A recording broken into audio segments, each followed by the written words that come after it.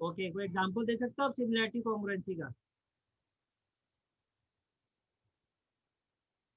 Like two triangles. Sir दो circles, नहीं triangles जिनकी मतलब साइड्स इक्वल नहीं है साइड्स इक्वल वो नहीं है। सिमिलर होते हैं। Okay, any other student? Pankhuri? Sir दो सर्कल जिनके रेडियस इक्वल नहीं है वो सिमिलर होंगे और दो सर्कल जिनके रेडियस इक्वल है वो कॉन्ग्रुएंट होंगे। वेरी गुड, अब दोनों बच्चों का आंसर काफी हद तक ठीक है। देखो सिमिलैरिटी का मतलब क्या होता है बच्चों? देखो कोई भी जब हम कंसेप्ट स्टार्ट करते हैं तो सबसे पहले समझना होता है कंसेप्ट है क्या। The name of the chapter similarity of triangle. आपको बार बार कह रहा हूँ, स्कोर अगर स्टूडेंट्स का जाता है तो इसी चैप्टर में जाता है। ये आपका एनसीईआरटी में अपने आप में इसमें इतनी सारी चीजें डिटेल में दी हुई है कि एनसीईआरटी के लिए आपको कुछ एक्स्ट्रा करने की भी जरूरत नहीं है। अब अगर प्रीवियस 10 ईयर के पेपर्स भी उठा के देखोगे तो आप ये देखोगे NCERT is more than sufficient for this chapter. और जिन चैप्टर में असाइनमेंट की जरूरत है वहाँ मैं आपको खुद करवा भी चुका हूँ, जहाँ आगे भी नीड होगी मैं खुद करवा। फर्स्ट ऑफ ऑल सिमिलैरिटी का मतलब क्या होता है? एक जैसा, उसकी जैसा। जैसे अगर दो सर्कल हैं, अगर सेम रेडियस के है तो मैं कहूँगा कॉन्ग्रुएंट है।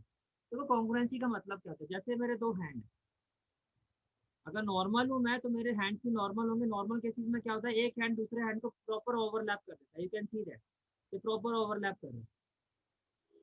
अब किसी एक की 6 उंगलियां हो तो वो वाला केस नहीं कह रहा मैं आपको, मैं नॉर्मल केसेस की बात कर रहा हूँ। नॉर्मल केसेस में जो हमारे टू हैंड्स होते हैं वो एक दूसरे को ओवरलैप कर देते हैं तो ये कॉन्ग्रुएंट होते हैं। लेकिन अगर किसी और का हैंड है और मेरा हैंड बड़ा है उसका हैंड छोटा है, वो देखने में एक जैसे ही है, मतलब 5 उंगलियां इसी तरह से, एक थंब और इस तरह से 4 फिंगर्स हैं, तो ये सिमिलर है। एक बड़ा ट्राइंगल है, एक छोटा ट्राइंगल है, वो सिमिलर है। तो फर्स्ट ऑफ ऑल सिमिलैरिटी का मतलब होता है उसके जैसा। दो ट्राइंगल सिमिलर कब होते हैं? दो ट्राइंगल कॉन्ग्रुएंट कब होते हैं? ये तो 9th क्लास में पढ़ चुके हैं। दो ट्राइंगल कॉन्ग्रुएंट होते हैं आपके जब उनकी साइड एंगल सारी चीजें इक्वल होती है। साइड एंगल सारी चीजें इक्वल, क्लैरिफाई कर दिया। अब आप देखो,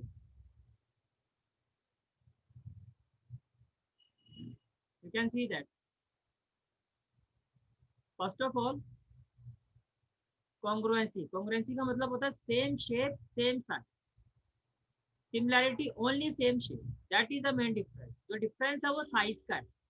कॉन्ग्रुएंट का मतलब साइज भी आपका सेम होना चाहिए, लेकिन सिमिलैरिटी का मतलब शेप आपकी सेम होनी चाहिए। जैसे दो सर्कल है, डिफरेंट रेडियस है, बस शेप तो एक जैसी है ना, है तो दोनों सर्कल।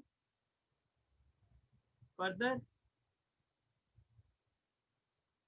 जब आपके दो ट्राइंगल कॉन्ग्रुएंट होते हैं, जो आपने 9th क्लास में पढ़ा था, और उसमें 6 चीजें इक्वल होती है। उनकी साइड्स इक्वल होती है, एंगल्स इक्वल्स होते हैं। You can see that. जैसे अगर ये दो ट्राइंगल कॉन्ग्रुएंट है तो उनके जो कॉरस्पॉन्डिंग एंगल्स होंगे दोनों ट्राइंगल्स के, ये इक्वल होंगे। तो angle A equal to angle P, angle B equal to angle Q, angle C equal to angle R. And then A B जो साइड है आपकी वो आपकी पी क्यू के इक्वल है। बी सी जो आपकी साइड है वो क्यू आर के इक्वल है। और ए सी जो आपकी साइड है वो पी आर के इक्वल है। It means what? It means these two triangles are congruent, same shape same size. Two different circle of same radius, congruent. दो डिफरेंट सर्कल है लेकिन उनकी रेडियस क्या है? सेम है, they are congruent.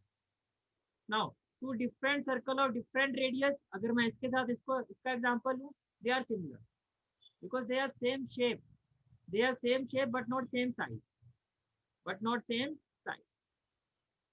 To triangles are similar, उसकी conditions क्या होती है? कॉरस्पॉन्डिंग एंगल्स तो इक्वल होते हैं। ट्राइंगल बड़ा हो छोटा, लेकिन जो एंगुलर वैल्यूज होती है वो सेम रहती है। तो two triangles are similar when their corresponding angles are equal. उनके कॉरस्पॉन्डिंग एंगल्स क्या होते हैं? इक्वल होते हैं। But at the same time अगर दो ट्राइंगल सिमिलर हैं, कॉन्ग्रुएंट नहीं है, इट मीन्स व्हाट? कि जो उनकी कॉरस्पॉन्डिंग साइड्स हैं वो इक्वल नहीं है। बड़े छोटे का फर्क साइड से तो होता है। एक ट्राइंगल बड़ा एक ट्राइंगल छोटा, वो कैसे होता है? इसकी साइड बड़ी है, इसकी साइड छोटी है। ये देखो, इसकी साइड छोटी है और ये जो ट्राइंगल है आपका, इसकी साइड बड़ी है। तो सिमिलैरिटी के केस में ट्राइंगल्स की साइड्स इक्वल नहीं होते, उनके कॉरस्पॉन्डिंग साइड्स के जो रेशियो होते हैं वो इक्वल होते हैं। उनके कॉरस्पॉन्डिंग साइड्स के जो रेशियो होते हैं वो इक्वल होते हैं। कॉरस्पॉन्डिंग साइड से मेरा मतलब what I mean by corresponding sides, you can see that जो साइड इस ट्राइंगल की, लाइक ए बी, वही साइड इस ट्राइंगल की, A B by P, and then A C by P R, and then B C by Q, right? This is the case. यहाँ तक आपने ये सीखा कि ट्राइंगल्स का दो ट्राइंगल सिमिलर कब होते हैं? अगर मैं आपसे ये पूछूं कि भाई दो ट्राइंगल सिमिलर कब होते हैं, तो आपका आंसर क्या होना चाहिए? Two triangles are similar if the corresponding angles are equal and proportional ratio of their corresponding sides are equal. Not sides are equal, ratio of their corresponding sides are equal. दो circles similar कब होते हैं? when they have different radius. दो circle congruent कब होते हैं? when they have same radius. This is the concept of similarity with same shape, not same size. Okay, now let's move to the next concept.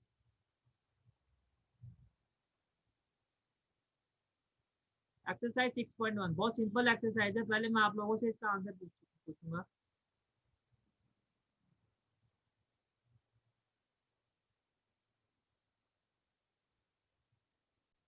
Exercise 6.1 first question, all circles are congruent और similar. Tushar,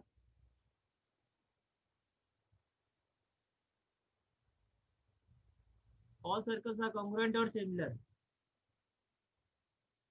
Okay, Tushar has given his answer through the chat box. Pankuri,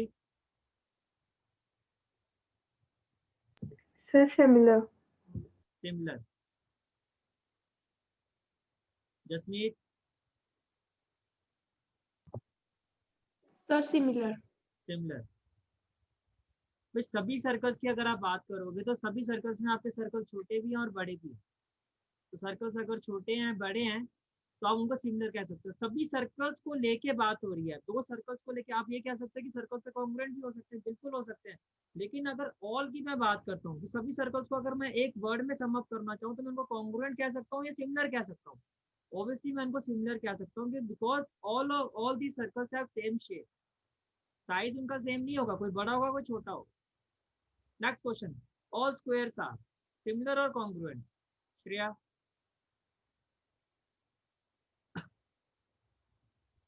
Sir, similar.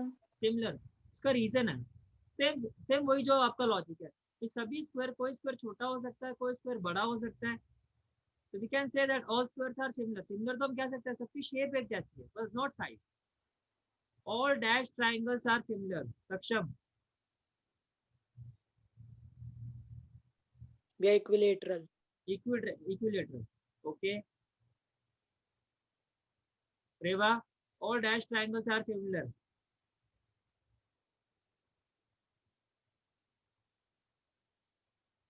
Equilateral. Vanya,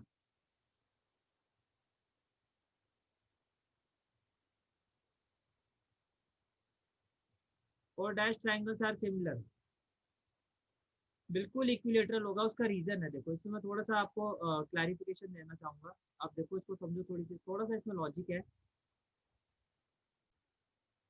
you can see that we are having two equilateral triangle here.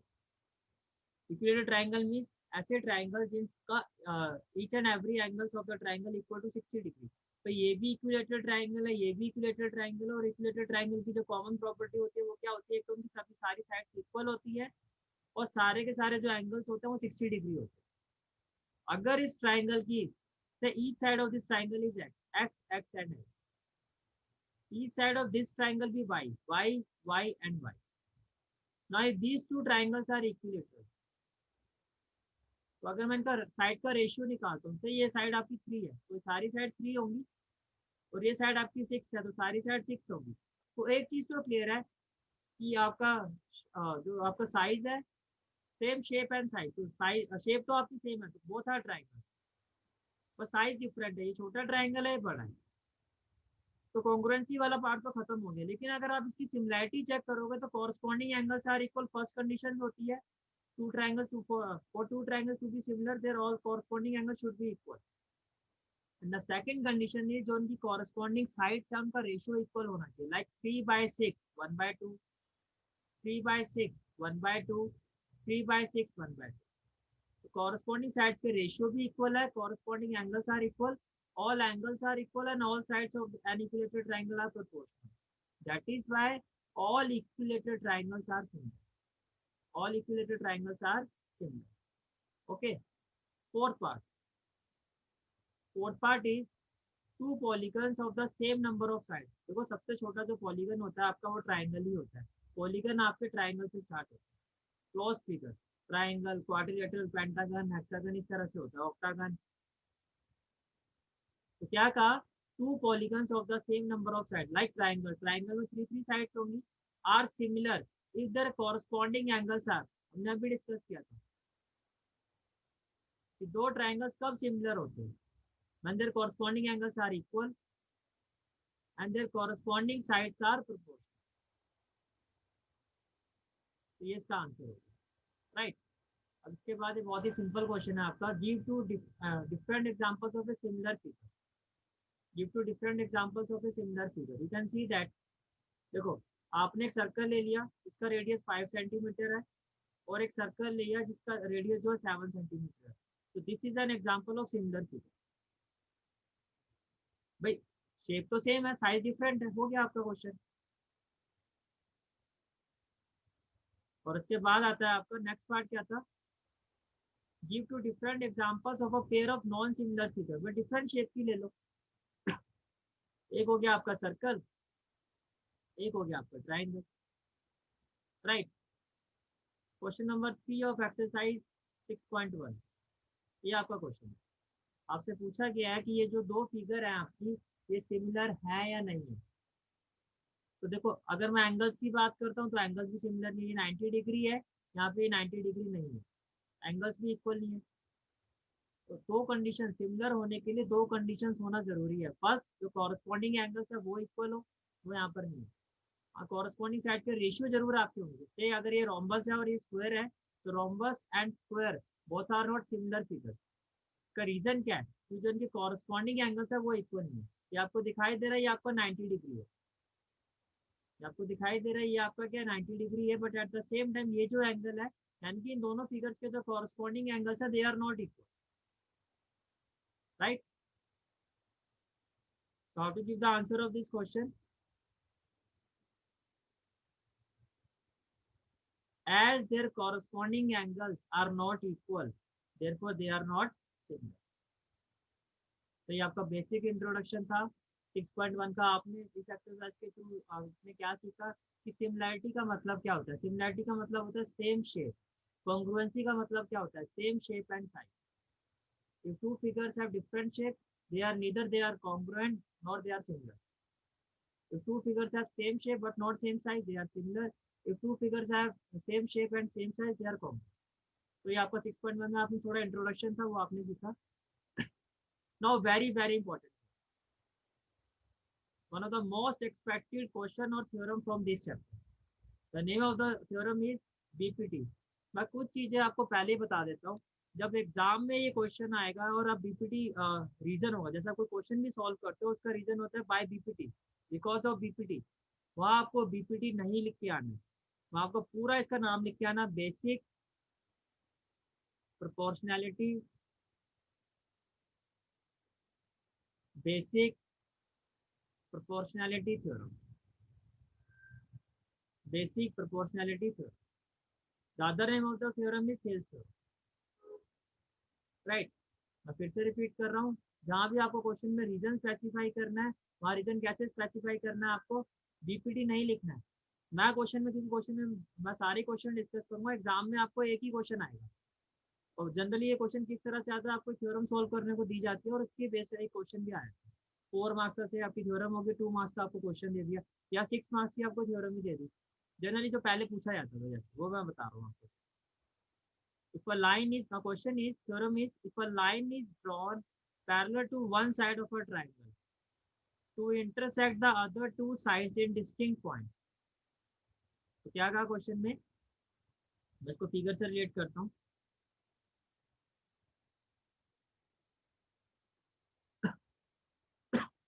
You can see that if a line is drawn parallel to one side of a triangle, means आपने एक line draw की जो triangle की third side के parallel है, से ये आपकी थर्ड साइड है। ये जिस साइड के पैरेलल आपने लाइन ड्रॉ की, ये लाइन हो गई, और ये आपकी third side of a triangle हो गई। जिस साइड के पैरेलल आपने लाइन ड्रॉ किया उसको आप एज्यूम कर रहे हो parallel to one side of a triangle है, थर्ड साइड। जिस साइड की हम बात कर रहे हैं वो ये है, बी सी, और जिस लाइन की हम बात कर रहे हैं वो ये लाइन है आपकी D.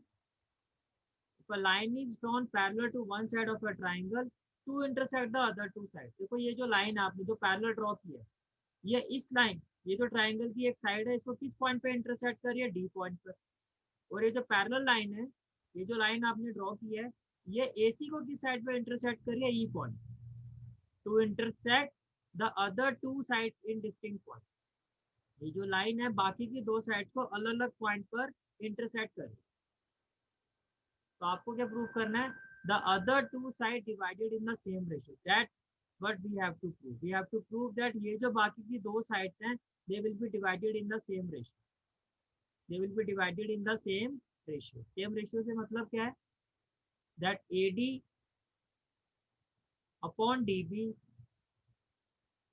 Equal to AE upon EC। That's what we have to. Theorem बहुत सिंपल है।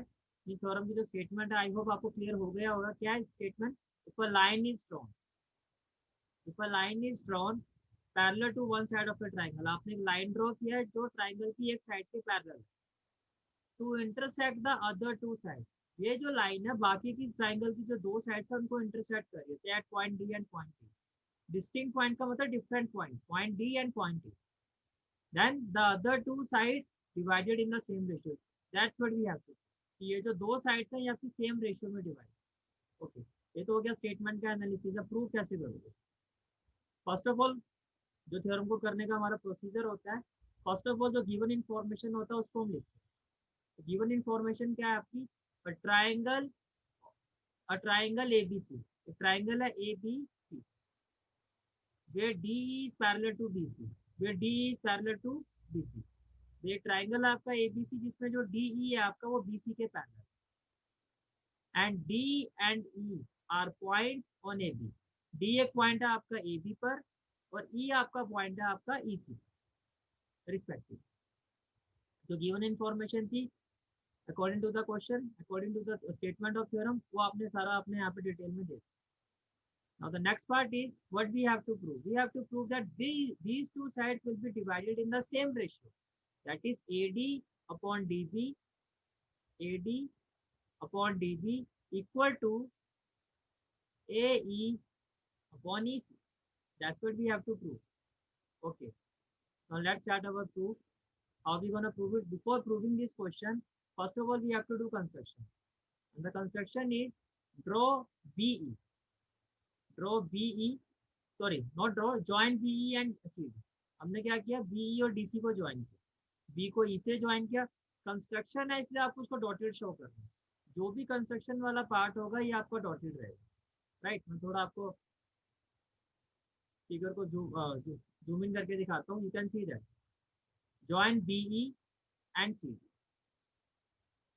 and draw EM perpendicular on AB and DN perpendicular on AC। अब थोड़ा सा मैं लॉजिक आपको बताता हूँ यहाँ पर, थोड़ा बच्चे यहाँ पर कंफ्यूज भी होते हैं। देखो मैंने एक ट्राइंगल ड्रॉ किया, ठीक है, और ये इसका ऑल्टीट्यूड है, perpendicular, right. On the other side ये ट्राइंगल है आपका,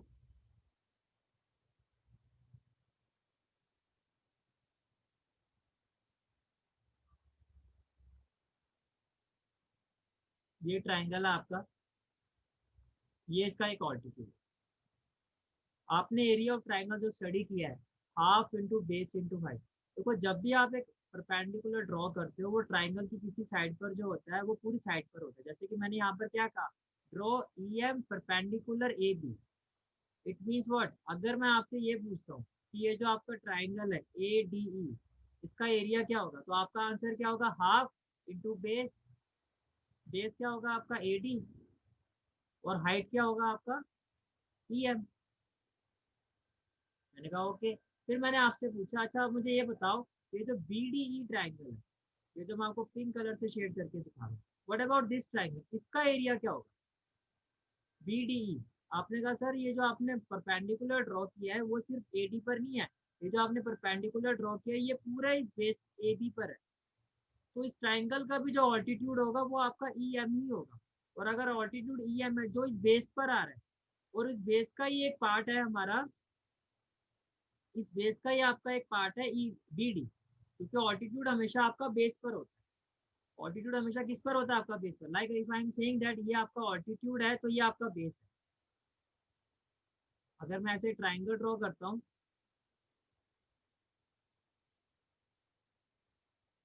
अगर मैं कोई भी ट्राइंगल ड्रॉ करता हूँ, तो मैंने एक ट्राइंगल ड्रॉ किया लाइक दिस, और मैंने इस पर एक ऑल्टीट्यूड ड्रॉ किया, ये मैंने एक ऑल्टीट्यूड ड्रॉ किया, ये हो गया P, ये हो गया Q और ये R। अब मैंने कहा इसका हाइट क्या है? आपने कहा QM, मैंने कहा ठीक है। मैंने कहा इसका बेस क्या है? आपने कहा PR, मैंने कहा वाई नॉट QR। आपने कहा जो ऑल्टीट्यूड है वो किस पर है? ऑल्टीट्यूड वो आपका PR पर है, तो जिस पर वो ऑल्टीट्यूड होता है, यानी कि जो 90 डिग्री का जो एंगल ये बना रहा है वो बेस होता है। इस केस में ये जो आपका ऑल्टीट्यूड है 90 डिग्री का, ये जो एंगल बना रहा है वो AB पर बना रहा है। By our construction draw EM perpendicular AB। It means ये जो परपेंडिकुलर है आपका वो AD अगर आप बेस लेते हो तो भी ये हाइट होगा, और अगर आप ट्राइंगल BDE की बात करते हो तो भी आपका जो बेस होगा वो BD होगा, क्योंकि जो BD है आपका it is a part of base AB, it is a part of base AB। Okay, in a similar way next construction क्या है आपकी? DN perpendicular AC। ये आपका DN है परपेंडिकुलर AC। तो अगर मैं इस केस की बात करता हूँ तो you can see that again, अगर मैं अब आप जो हम बात करेंगे परपेंडिकुलर की, बेस कहाँ पर है आपका? AC पर है। तो जो आपका बेस है वो राइट साइड पर है, तो राइट साइड को हम बेस लेके बात करेंगे। तो अगर मैं आपसे ये कहता हूँ कि for area of triangle ADE, if altitude is DN, if altitude is DN, Shreya, what will be the area for triangle ADE? If altitude is DN, what will be the area? Half into base क्या होगा आपका? अगर आप DN altitude draw करते हो तो आपका base क्या होगा? Sir A A into height क्या होगा आपका? DN। DN yes, okay. Pankhuri, what about this triangle CDE? What will be the base? Sir, EC. EC, very good. And what about the height? PN. Sorry, PN. DN। That is the point जो आपको बताया गया, जो मैंने आपको अभी point बताया वो इसी पॉइंट को बताया कि जो अगर आप कोई भी परपेंडिकुलर ड्रॉ करते हो, ऑल्टीट्यूड ड्रॉ करते हो, तो जो आपका बेस है, जो आपका बेस है आपको इस पर देखना है कि वो जो ऑल्टीट्यूड है उसका बेस क्या है।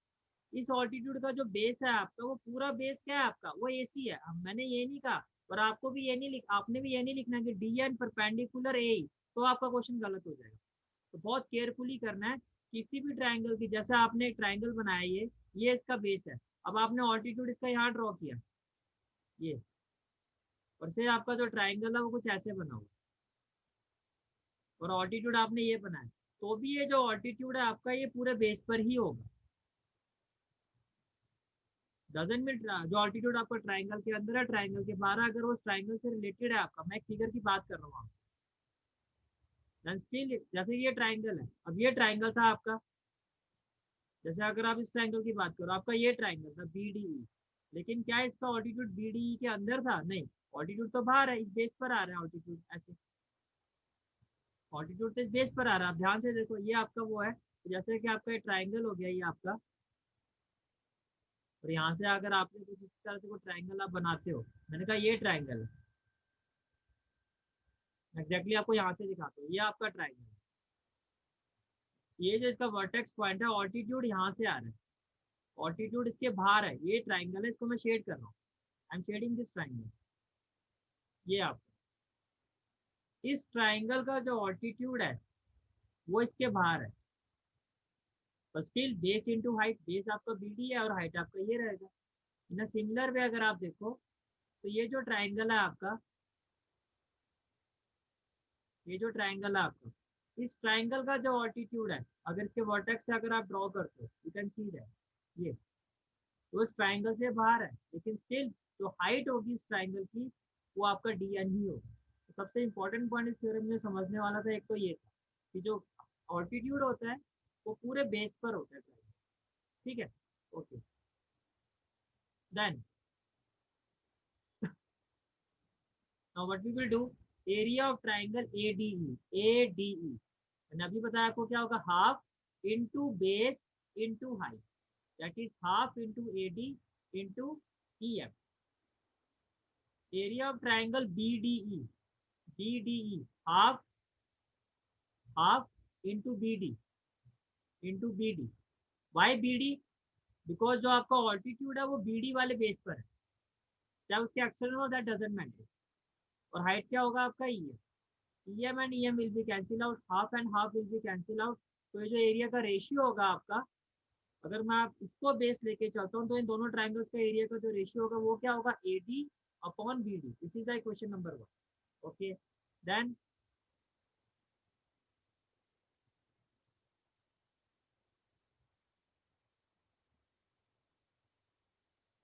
ये आपका पॉइंट ए है, आपको स्क्रीन में भी विजिबल नहीं हो रहा होगा. अगेन अब मैं राइट साइड की बात करूँ, ट्राइंगल की राइट साइड AC को मैं बेस लेके चल रहा हूँ. Right now you can see that area of triangle ADE again, लेकिन अब जो बेस है आपका वो राइट साइड है. ट्राइंगल सेम है आपका AD, लेकिन अब जो ऑल्टीट्यूड है और उसका जो बेस है वो आपका AC है. तो ADE के केस में अगर ये आपका बेस है रेड वाला पार्ट, तो ADE, तो आपका बेस क्या होगा, आपका A, और आपकी हाइट क्या होगी, DL upon area of triangle CDE. Again तो आपका बेस क्या होगा, आपका EC, और हाइट क्या होगी आपकी DL. तो half and half will be cancel out, DN will be cancel out, it will be AE upon EC. इसको इक्वेशन नंबर 2 आपने नहीं देना है, ठीक है. ये क्वेश्चन 1 है, ये क्वेश्चन 2 नहीं है. राइट नाउ नेक्स्ट पार्ट क्या होगा आपका. अब आपने एक थ्योरम 9th क्लास में पढ़ी थी. अगर मैं आपसे ये पूछता हूँ, से आपका ये बेस है और इस पर मैंने ट्राइंगल ड्रॉ किया, तो ये एंगल आपका 60 डिग्री है. मैंने एक ट्राइंगल और ड्रॉ किया जिसका बेस सेम है, ABC, और ये हो गया DBC. Now just raise your hand, thumbs up. मुझे कोई बता सकता है ये एंगल कितना होगा और why? If you know the answer with reason, then thumbs up. Yes, anybody who can tell the answer of this question? ये जो एंगल अगर 60 है तो ये कितना होना चाहिए, एंड व्हाई? तो आपने 9th क्लास में थ्योरम स्टडी की थी, अगर आपको याद हो 9th क्लास में हमने थ्योरम स्टडी की थी.